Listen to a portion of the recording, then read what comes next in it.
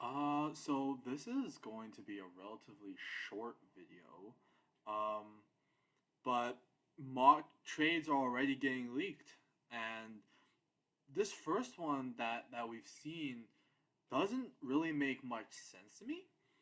There's a report on Twitter. I forget who it was, but the report says that Florida is trading Frank Vatrano to the Seattle Kraken for them to take Chris Driedger in the expansion draft.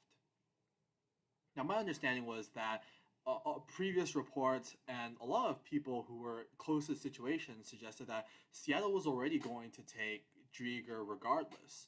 So it doesn't really make sense for me for Florida to give up a consistent 20 goal scorer in Frank Vatrano, who's been really good in their middle six and a huge part of their success, for Seattle to take a player they were going to take anyways. And I mean, unless there's a player that I'm not thinking of right now that Seattle is trying to protect, um, you know, that that they want to keep, that's more valuable to them in comparison to Vetrano. But I mean, I'm looking at the list right now, and I mean, Radko Gudis, Ryan Lomberg, Nola Chari, maybe. I mean, maybe they value Achari more than they value Vetrano, which doesn't make a whole lot of sense to me. Um, this is, and if that is the case, we're going to. I feel like this is going to be another situation where we look back a year or 2 years from now and we question what Florida was thinking. Obviously, it's not the same GM as the Vegas expansion draft when they made the very questionable decision to protect guys like Pissick, Matheson, um, and Petrovic over guys like Marchessault and Riley Smith. Uh, Obviously, I don't think it's going to be as huge because Driedger was hitting unrestricted free agency anyways. Florida wasn't going to be able to bring him back. He didn't really have a future with that team. And Frank Vatrano, while he's a good player, I don't think he's ever going to become a Jonathan Marchessault or Riley Smith type player. I think he's just a solid third liner.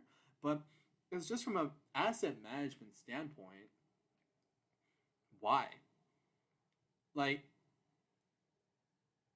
and I mean, they didn't protect Frank Vatrano, which suggests, I guess, that they didn't value him that much, anyways. I think they protected Mason Marchman over him, but it's gonna be interesting. It's gonna be interesting, and if this is the package that it took for Florida to protect a guy like Gudis or Wenberg or Achari, I don't even want to think about what kind of package that a team like Tampa Bay or a team like Carolina is going to have to give up to protect players like uh, Cal Foot or Andre Palat or Jake Bean.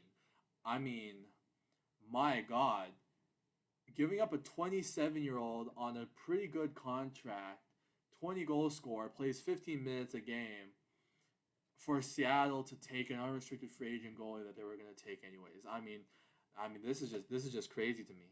Um, I don't know what Florida was thinking, but this expansion draft is definitely going to be very very interesting. It's really going to be a battle of wits and a stare down contest. Which side is going to crack first? Because Seattle is asking for the moon, and because they have all the leverage, it's really up to the other teams to figure out whether or not they want to crack and whether or not they want to pay.